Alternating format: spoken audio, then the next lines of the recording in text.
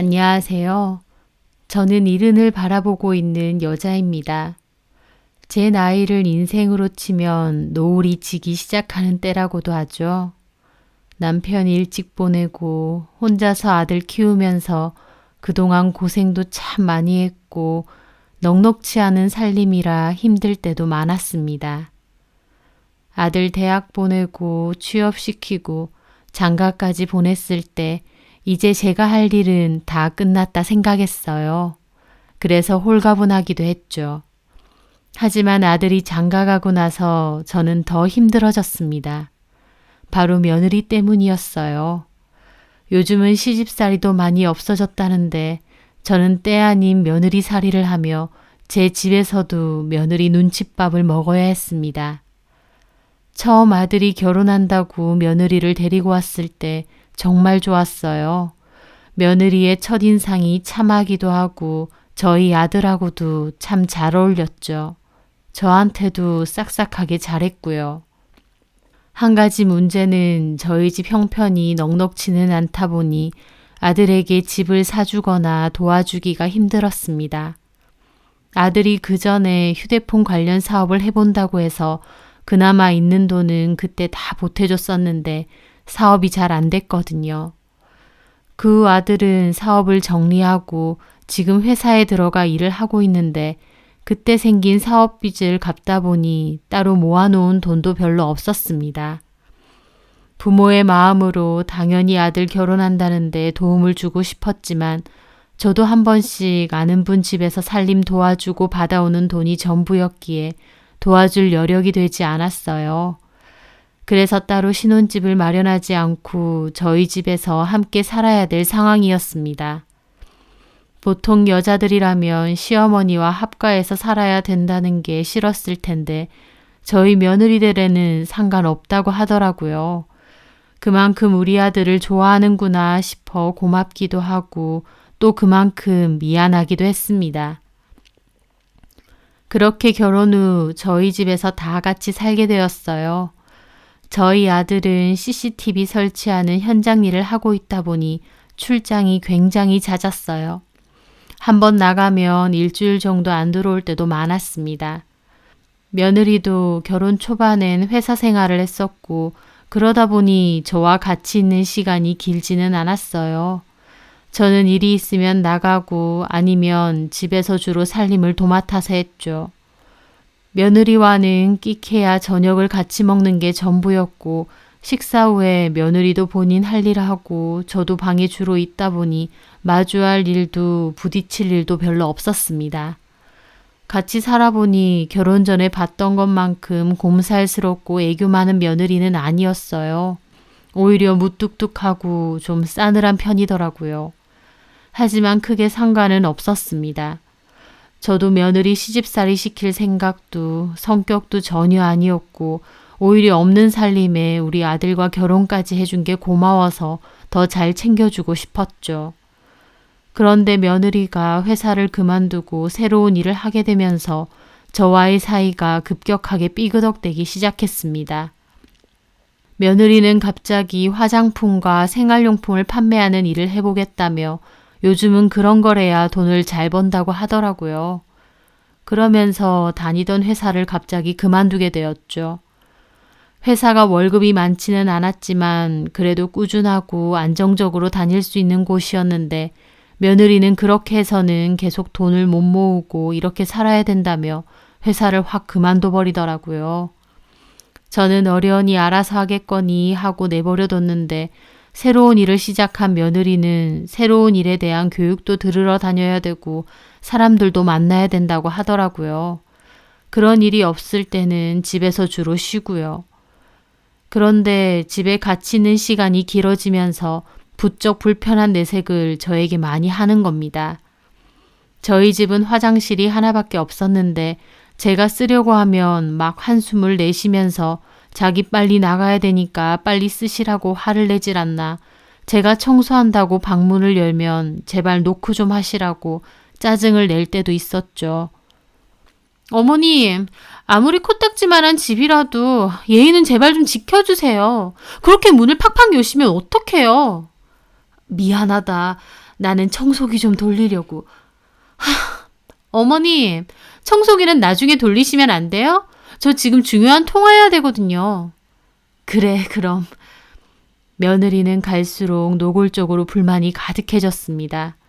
집에서 찌개를 끓이거나 생선을 구우면 냄새가 난다고 툴툴거릴 때도 많았죠. 제가 같이 밥 먹자고 하면 자기는 살을 좀 빼야 돼서 샐러드를 먹을 거니까 알아서 먹으라고 하더군요. 당연히 설거지나 집안일은 손 하나 까딱 않고요. 저도 사람이고 명색이 시어머니인데 며느리 하는 행동이 당연히 좋게 보이진 않았죠. 하지만 또 한편으론 집단에는 돈을 좀 더 벌어보려고 이리 뛰고 저리 뛰고 하는가 보다 생각하면서 이해하려고 노력했습니다. 그런데 오히려 버는 돈은 고사하고 쓰는 돈이 더 많았습니다. 집으로 하루가 멀다 하고 택배만 쌓이더라고요. 뭐가 이렇게 많이 왔냐? 다 필요해서 시킨 거예요. 신경 안 쓰셔도 돼요. 그렇게 며느리는 톡 쏘아붙이면서 택배를 챙겨 가더라고요. 넓지도 않은 방 며느리가 주문한 화장품이며 건강식품, 생활용품들로 넘쳐났습니다. 저는 무슨 물건을 저렇게까지 많이 사나 걱정이 됐는데 다 필요해서 사는 거고 이렇게 해야 돈이 되는 거라며 오히려 저보고 뭐라고 하더라고요. 진짜 집이 코딱지만 해서 뭘 놔둘 데도 없네. 자, 어머님, 죄송한데 어머님 방에 제품 좀 놔도 될까요? 내 방에? 네, 어머님 방은 공간 남잖아요. 거기에 작은 서랍장 하나만 들여서 제품 좀 넣어둘게요. 나중에 다 쓸 일이 있어요. 그래라 그럼. 그렇게 나중에는 제 방에까지 물건들로 가득해졌습니다. 저는 저 물건들 값도 보통은 아닐 텐데 싶어서 아들이 왔을 때 물어봤고 아들도 걱정이 됐는지 며느리에게 물어보더라고요. 저기 여보, 근데 이번 달 카드값도 엄청 나왔던데 이렇게 물건만 자꾸 사도 돼? 사도 되니까 사지. 원래 사업 초기에는 그렇게 하는 거야. 필요한 데 쓰고 팔기도 하고 또 회사에서 판매 실적만큼 돈 나오니까 걱정하지 마. 내가 어련히 알아서 할까. 그렇지. 알아서 하는 건 아는데 물건이 너무 넘쳐나잖아. 엄마 방까지. 제품 많다고 어머님 방에서 못 주무시는 것도 아니고 좀 놔두면 안 돼? 아들은 알았다면서 더 이상 말을 하지 않았어요. 그런데 그 다음 주에 아들이 출장을 간 사이에 며느리는 심통난 얼굴로 저에게 뭐라고 하더라고요. 어머님, 방에 제품 좀 놔둔 게 그렇게 불편하셨어요? 불편한 게 아니라 뭘 자꾸 사는 것 같아서. 다 필요하니까 사는 거죠. 뭘 모르시면서. 이렇게 해야 돈을 버는 거예요. 그리고 어차피 치약이니 주방세제니 다 집에서도 쓰는 것들이잖아요. 그렇기는 한데. 어머님은 며느리 불쌍하지도 않으세요? 성덕 씨 월급 뻔하고 저도 어떻게든 돈 좀 벌려고 이렇게 노력하는 거잖아요. 근데 어머님 방에 물건 좀 놔둬서 불편하다고 그걸 성덕 씨한테 쪼르르 얘기하시는 건 좀 아닌 것 같아요. 아들 내 사이 안 좋아져서 어머님이 좋으실 게 뭐 있어요? 며느리는 본인 불쾌한 건 조금도 못 참겠다는 듯 저에게 곧잘 따지더라고요. 저도 명색이 내가 시어머니인데 어떻게 이런 식으로 할 말 다 하는 건지 따지고 싶었지만 그냥 꾹꾹 참고 알겠다고 했습니다. 그런데도 며느리는 솔직히 저는 뭐 이렇게 아등바등 살고 싶나요? 남들은 결혼하면 시댁에서 집도 사주, 차도 사주, 잘만 턱턱 사준다는데 내 팔자야. 그러길래 저도 울컥해서 한마디 했습니다. 예, 성아야, 너 무슨 말을 그렇게 하니? 내가 애미로서 아들 결혼하는데 보탬이 안 된 건 미안한데 너도 이런 사정 다 알고 결혼한 거잖아. 이 정도일 줄 몰랐죠. 어머님은 내내 집에만 계시고 솔직히 어머님도 뭐라도 하셔야 되는 거 아니에요? 밖에 보면 더 나이 드신 분도 일하시던데 정 안 되면 공병이라도 줍고 폐지라도 주우시던가요. 그러면서 제 방을 박차고 나가더라고요. 그날 제 기분이 정말 말도 못하게 참담했습니다. 이제 나이가 많아서 일하기도 힘들 뿐더러 가끔 일 도와주러 가던 집도 사정이 안 좋아져서 요즘은 못 가게 되었거든요. 시어머니기 전에 어른인데 어떻게 저런 식으로 말하나 싶어 눈물이 날 정도로 서럽더라고요. 평생 고생하며 나름 열심히 산다고 살았는데 내 집에서 며느리한테 들을 소리 못 들을 소리 다 들으며 이렇게 살아야 되나 싶고요. 하지만 그 와중에도 아들에게는 말하지 않았습니다. 아들하고 며느리는 사이는 좋았던 터라 괜히 제가 나서서 다툴 거리를 주고 싶지 않았거든요. 그저 제가 참고 지내면 되지 않나 라고 생각했던 거죠. 하지만 마음 한구석에선 참 쓸쓸하고 서러웠습니다. 그러던 찰나에 그것을 보게 된 겁니다. 제가 시장에 갔다가 돌아오던 길이었어요. 아파트 앞에서 며느리가 웬 차에서 내리더군요. 누구 차인가 싶어서 다가가려는데 운전석에서 웬 남자가 내렸어요. 그러더니 며느리랑 담소를 나누는데 사이가 엄청 다정해 보이더라고요. 그러면서 손인사를 나누고 들어가는 겁니다. 딱 봐도 보통 사이 같지가 않아 저도 화가 나더라고요. 그렇게 집으로 들어가서 며느리에게 따졌죠. 얘, 너 지금 누구 차에서 내린 거니? 뭐가요? 내가 요 앞에서 봤는데 웬 남자 차에서 내리던데. 제 말에 며느리는 피곤하다는 듯 저를 보더군요. 저희 팀 팀장님이에요. 팀장? 네, 저분 덕에 저도 일 시작하게 된 거고요. 근데 어머님은 도대체 무슨 생각하시는 거예요? 그러면서 오히려 인상을 팍 찌푸리는 겁니다. 도리어 기분 나쁘다는 듯 내색하니까 저도 더 이상은 아무 말 못했죠. 하지만 그 후로도 며느리는 밤늦게 올 때도 많고 술을 진탕 먹고 올 때도 많았습니다. 가끔 방에서 통화하는데 오빠라는 말도 하는 것 같더라고요. 제가 그런 걸로 며느리에게 한마디 하면 며느리는 도리어 난리를 치고는 아들에게 전화를 했어요. 이렇게는 못 살겠다. 시집살이 너무 힘들다고요. 그러면 아들은 저에게 전화가 오고요. 엄마, 성아 좀 좋게 봐주세요. 저도 없는 집에서 얼마나 힘들겠어요. 아니 내가 뭘 어쨌다고 그래. 그리고 너 성아 하는 일이 뭔지 정확히 알고 있어? 대충은 알아요. 이상한 일 아니니까 걱정 마세요. 아니 남자 팀장인지 뭔지 차에서 내리고 통화할 때 보면 오빠가 어쩌고 그런달까. 에이 그렇게 안 했대요. 엄마가 잘못 들으신 거예요. 그리고 그 남자 팀장은 성아뿐만 아니고 다른 팀원들도 잘 데려다 준대요. 아들은 그러면서 무조건 며느리만 싸고 도는 겁니다. 자기 아내니까 싸고 도는 게 이해되면서도 그러면 엄마인 내가 거짓말하는 것처럼 보이나 싶어서 몹시 서운하더라고요. 정말 마음 같아선 내가 나가던지 아니면 아들네가 나가 살던지 둘 중 하나는 했으면 좋겠는데 여유가 많지 않으니 그것도 힘들고 참 힘들고 마음 안 좋았던 나날들이었죠. 그때 저에게 한 통의 전화가 온 겁니다. 제가 그때 다른 일이라도 구해보자 싶어서 아는 분에게 부탁을 해놓은 상태였는데 모르는 번호로 전화가 왔더군요. 일자리가 있다는 전화인가 싶어 냉큼 받았는데 뜻밖의 얘기를 하더군요. 안녕하세요. 강효심님 전화 맞습니까? 아, 예. 제가 강효심 맞는데요. 아, 번호를 이제야 제대로 찾았네요. 저 혹시 강명호 씨 아십니까? 저는 갑작스러운 그 말에 심장이 덜컥 내려앉는 기분이었습니다. 강명호라니 정말 생각지도 못한 이름이 전화기에서 나온 거였거든요. 거의 평생을 가슴에 묻어두고 산 이름인데 갑자기 그 이름이 나왔으니까요.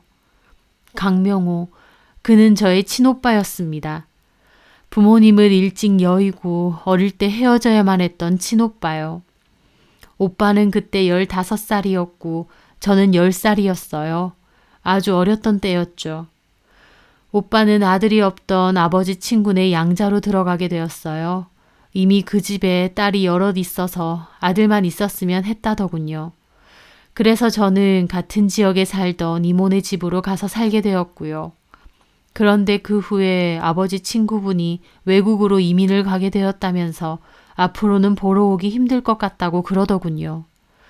오빠는 자기가 어른이 되면 꼭 저를 보러 한국에 오겠다고 울었고 저도 기다리고 있겠다고 했습니다. 하지만 그 이듬해 이모네 집도 다른 지역으로 이사를 가게 되었고 그렇게 오빠와는 연락도 없이 생이별을 하게 되었습니다. 이제는 기억조차 희미한 아주 어렸을 때의 일이지만 그래도 오빠를 분명히 기억하고는 있습니다. 저의 하나뿐인 친오빠니까요. 한 번씩 오빠를 떠올리면서 어디에서든 잘 살았으면 좋겠다 생각했습니다. 그립기도 하고 보고 싶기도 했지만 너무 많은 세월이 흘러버려서 이제는 그냥 없었던 사람인 것처럼 여기고 살아왔었거든요. 그런데 갑자기 저희 오빠의 이름이 튀어나온 겁니다. 머나먼 기억 속의 조각이 갑자기 튀어오른 느낌이었죠. 예, 압니다. 저희 오빠예요. 저 아주 어렸을 때 헤어졌던. 그런데 전화하시는 분은 누구세요? 아, 저는 강명호 사장님 직원입니다. 강명호 사장님께서 동생분을 예전부터 수소문해서 찾으셨어요. 이렇게 드디어 전화통화하게 되어서 정말 다행입니다. 예? 오빠가요? 세상에, 저희 오빠 잘 지내나요? 예, 그럼요. 저 강효심님은 사는 지역이 어떻게 되시나요? 괜찮으시면 자리를 마련해서 사장님과 직접 만나시는 게 좋을 것 같은데. 오빠를요? 아, 좋죠. 세상에. 저는 이게 어떻게 된 일인가 싶더라고요. 그렇게 저는 제가 사는 지역을 알려줬고 다음날 저희 사는 동네 쪽으로 오빠가 오시기로 했습니다. 그렇게 약속 장소에서 떨리는 마음으로 기다리고 있다 보니 나이가 많이 든 이제는 허연 머리에 얼굴에는 주름이 가득한 오빠가 문으로 들어오는 게 보였습니다. 몇십 년의 세월 속에 이제는 할아버지가 되어버렸지만 그래도 분명히 저희 오빠가 맞더라고요. 그 선한 눈매와 다정한 눈빛은 여전했습니다. 저는 오빠를 보자마자 손을 붙잡고 애처럼 엉엉 울었습니다. 사실 오빠를 기다리는 동안은 별 생각이 다 들었어요. 알고 보면 사기꾼 그런 건 아닐까? 진짜 오빠는 맞을까? 몇십 년 만에 보는 건데 참 어색도 하다라는 여러 생각들이요. 그런데 오빠 얼굴을 마주하는 순간 그런 생각은 싹 없어지고 그저 반갑고 기쁘기만 하더라고요. 살아생전 결국 보는구나 싶기도 하고요.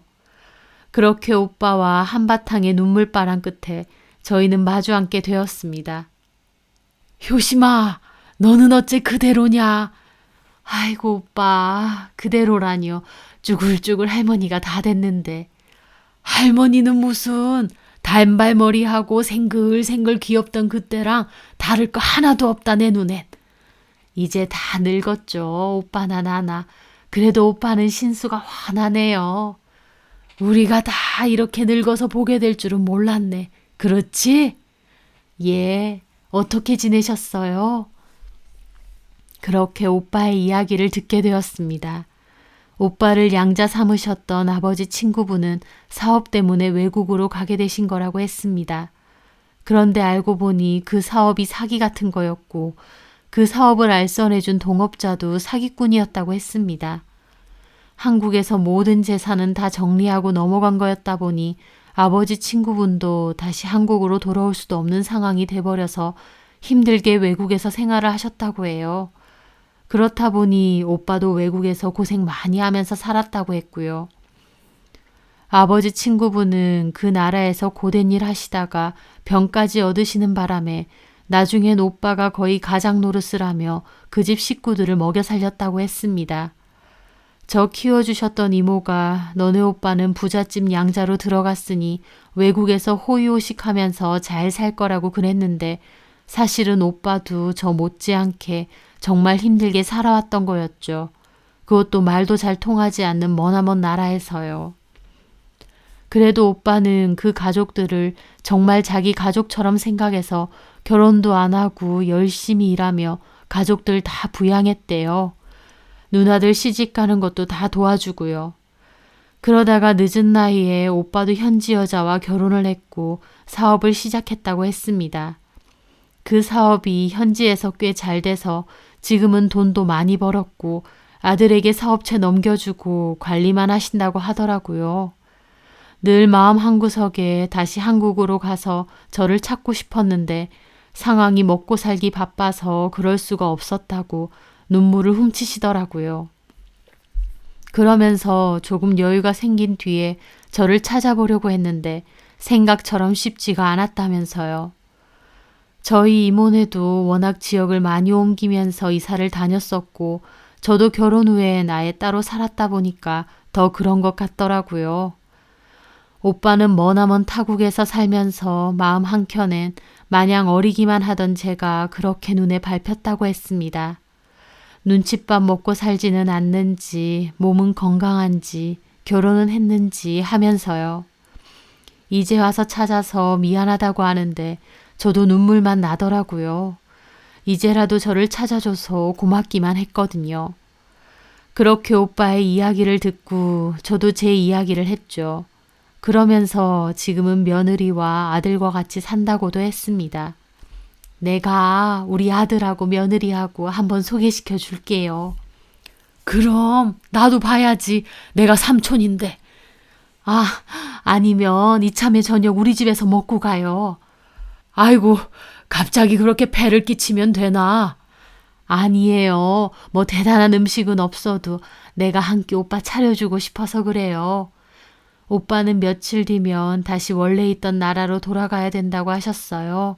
그래서 그 전에 꼭 제 손으로 밥을 차려서 한 끼 대접하고 싶더라고요.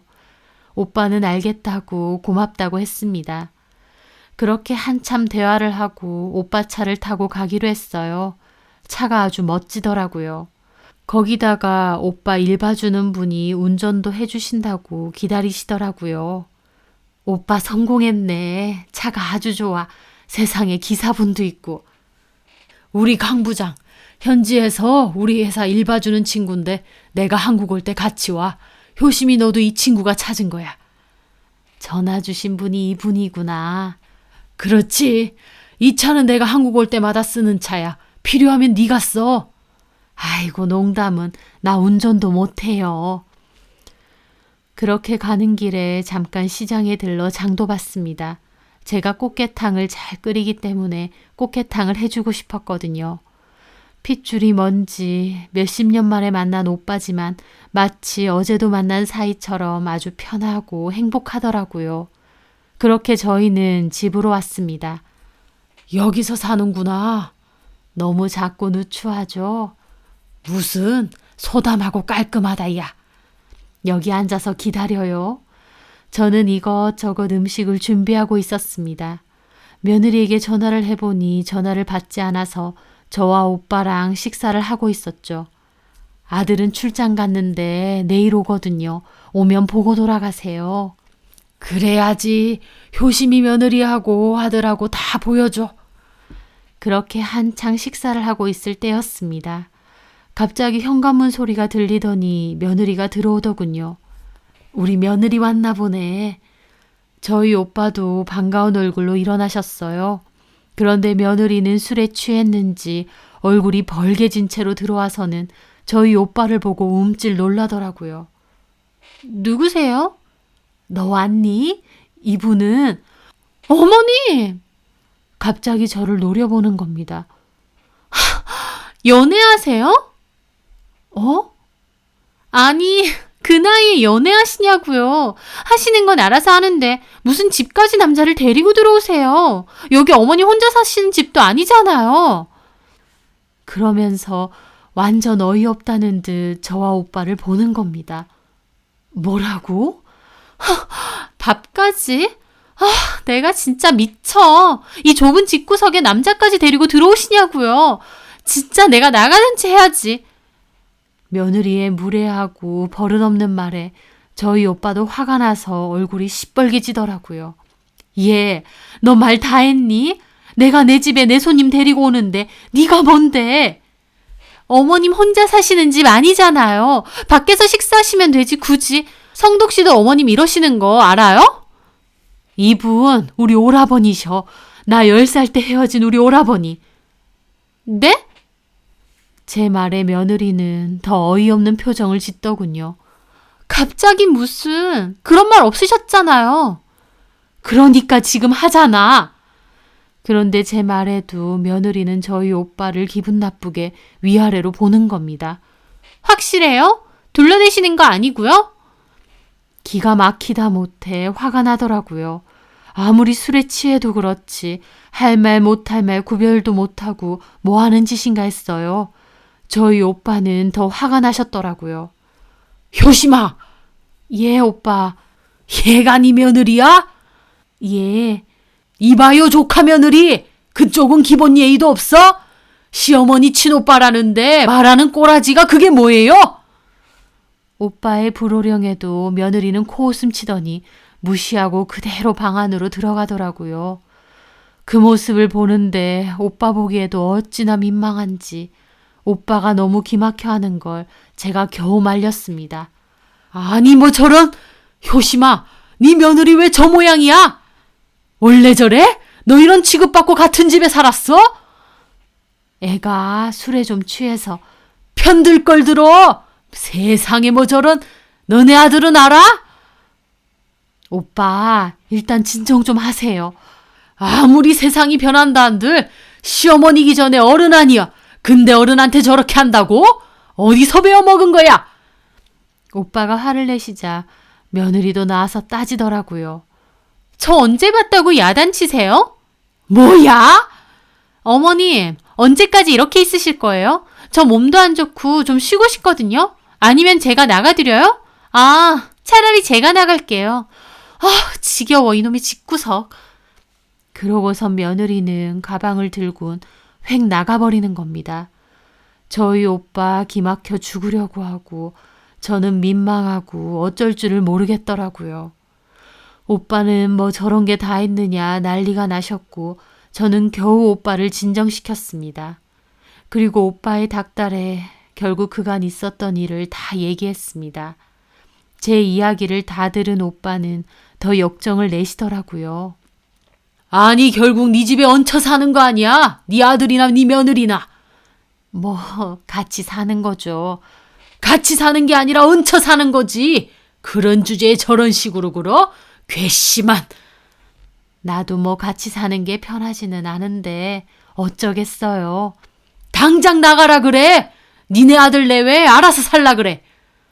나도 마음 같아서 그러고 싶은데 너는 예전에도 그렇게 마음이 약하더니 이 나이 먹고도 그렇게 물러터졌냐? 좋아. 그러면 이 집 너네 아들 줘. 그리고 네가 나와. 내가 나오면 어디서 살아? 내가 이 근방으로 구해줄 테니까 걱정 말고 나와. 아우 됐어요. 되긴 뭐가 돼. 이제 내가 그렇게 해줄 형편 되니까 내 말대로 해. 그리고 너 거기서 혼자 너 먹고 싶은 거 먹고 하고 싶은 거 하면서 살아. 괘씸한 것들. 아들이고 며느리고. 오빠는 그렇게 출고까지 미루고 제가 살 집을 알아봐 주었죠. 그렇게 찾아준 곳이 평수도 훨씬 크고 편의시설도 잘 되어 있는 아파트였습니다. 제가 혼자 살기엔 부담스럽다고 해도 극구역에서 살라고 하더라고요. 집값과 관리비니 공과금이니 일체 신경 쓰지 말라면서요. 오빠가 너무 성하기도 했지만 저도 같이 사는 게 너무 힘들었던 때라서 차라리 잘 됐다 생각하며 이사하기로 했죠. 그렇게 제가 이사한 집을 아들과 며느리도 우겨서 와보게 되었습니다. 집을 둘러본 며느리는 갑자기 저와 오빠에게 사과를 하더라고요. 그때 제가 무례하게 해서 죄송했습니다. 갑자기 어머님이 모르는 남자분을 집에 데리고 오시니까 저도 예민했던 것 같아요. 저희 어머님이 워낙 순진하시다 보니 사기 이런 것도 잘 당하실 것 같고 며느리로서 염려돼서요. 며느리의 말에도 저희 오빠는 아무 대꾸 없이 며느리와 아들이 온 김에 식사나 하자고 하면서 근처 식당을 데리고 갔습니다. 그런데 거기서 며느리가 그러는 겁니다. 어머님, 근데 어머님 혼자 사시기엔 평수도 너무 크고 좀 적적하시겠다. 청소하시기도 힘들 것 같고. 그러면서 은근히 밑밥을 까는 겁니다. 이 집이 좋으니 자기들이 차지하고 싶어 슬금슬금 수작을 부리는 거였죠. 그 말에 저희 오빠가 수저를 탁 내려놓으시더니 따끔하게 말하시더군요. 성덕아. 예, 삼촌. 내가 몇십 년 만에 갑자기 나타나긴 했지만 네 삼촌인 건 맞지? 예, 그럼요. 당연하죠. 그러면 내가 네 삼촌으로서 얘기하마. 지금 집 마음 같아서 너네 엄마 소유로 주고 싶은데 그러면 또 순하고 착한 니네 엄마가 아들 내외한테 쏙 뺏길까봐 그렇게는 못하겠다. 오빠의 말에 분위기가 쎄해졌고 며느리도 굳은 얼굴로 그러더라고요. 말씀이 좀 지나치시네요. 저희가 뺐다니요. 조카 며느리, 지금 사는 집도 엄밀히 따지면 내 동생 집이야. 자식이든 뭐든 어쨌든 내 동생 집에 성덕이 너랑 조카 며느리 그쪽하고 얹혀 사는 거야. 그건 잊지 않았겠지? 얹혀 살았다뇨. 저희가 어머님 모시고 사는 거죠. 그 생각이 틀려먹었다고. 모시긴 뭘 모셔? 하나를 보면 열을 난다고. 그때 내가 들렀을 때 시어머니 대하는 거 보니까 아주 글러먹었더만. 오빠가 호통을 치자 며느리도 분한 얼굴로 암소리 못하더라고요. 그리고 오빠는 저희 아들에게도 뭐라고 했습니다. 성덕아, 너도 그러는 거 아니다. 타지에서 힘들게 일하고 돈 버는 거? 그거는 기특해. 그치만 너 이만큼 키워주고 결혼까지 시켰으면 너네 엄마 할 일 다 한 거다. 그러면 네가 알아서 살아야지. 엄마 집에서 얹혀 살면서 네 아내 되는 사람은 엄마한테 할 말 못할 말 구별도 못하고 막대하질 않나? 너 그런 거 몰랐냐? 아들은 아무 말 못하고 고개만 숙이고 있더라고요. 참 너무들 한다. 내가 그나마 돈이라도 있으니 나한테 이러는 거겠지. 앞으로 알아서들 살아. 나이 든 엄마 등에 그만 빨대 꽂고. 나는 생각 같아선 원래 살던 집도 팔아버리고 너네 엄마 챙기라고 하고 싶은데 너네 살 집은 놔둔다고 해서 나도 참는 거다. 집 한 채 도와줬으니까 거기서 알아서들 살아. 너네 엄마는 내버려 두고. 알았냐? 오빠의 호통에 저희 아들은 죄송하다고 한숨 쉬고 며느리는 못 참겠는지 씩씩대다 나가버리더라고요. 정말 끝까지 예의 없고 버릇도 없고 아들도 그 모습에 죄송하다고 사과하더라고요. 저는 오빠가 저 대신해서 그렇게 화를 내주니 그렇게 속 시원하고 고마울 수가 없었습니다. 오빠가 있다는 게 그렇게 든든할 수가 없더라고요. 그렇게 오빠는 제가 살 집과 더불어 필요한 일에 쓰라며 카드와 통장까지 놓고 가셨어요. 종종 한국에 올 때마다 보자고 하시면서요. 그리고 조만간 오빠 사시는 곳에도 관광 겸 놀러 오라고 하시더라고요. 가족들도 다 보여주고 싶다고요. 그렇게 저는 오빠가 마련해준 집에서 편안하게 살고 있습니다. 저희 아들은 자기가 무심했다고 죄송하다고 하면서 저보고 이 집에서 편하게 잘 사시라고 하더라고요. 그런데 그 식사 자리가 있고 몇 달 뒤에 아들에게 들어보니 며느리와 이혼할 거라고 하더라고요. 며느리 하는 일도 순 다단계라 번 돈보다 쓴 돈이 더 많은 데다 그 팀장이라는 남자랑은 외도까지 저지른 것 같다고 하면서요. 아들도 마음고생 많이 한 것 같아 이혼이든 뭐든 네가 원하는 대로 잘 마무리하라고 해주었죠. 내가 도와줄 수 있는 부분은 도와주겠다고 하면서요. 며느리 구박당하면서 내 집에서도 찬밥 신세 당했던 제가 몇십 년 만에 찾아온 오빠를 만나면서 이렇게 팔자가 달라졌습니다. 이제는 달라질 것도 기대할 것도 없는 나이라 생각했는데 또 이런 일이 생기니까 참 인생은 한 치 앞도 알 수 없구나 싶기도 하네요. 오빠 덕분에 좀 더 여유를 갖고 하루하루를 감사하게 생각하며 살아가고 있습니다. 조만간 오빠도 보러 가 오빠네 가족들도 만나려 합니다. 외국에 나가본 적이 없는데 신기하기도 하고 재밌을 것 같기도 하네요. 뒤늦게 하고 싶은 것도 할 것도 많아져서 더욱 좋은 나날을 보내고 있습니다. 이제나마 좀 더 나를 잘 보살피고 보듬으며 그렇게 남은 인생도 알차고 재미있게 잘 살아가고 싶네요. 제 사연 들어주셔서 감사합니다.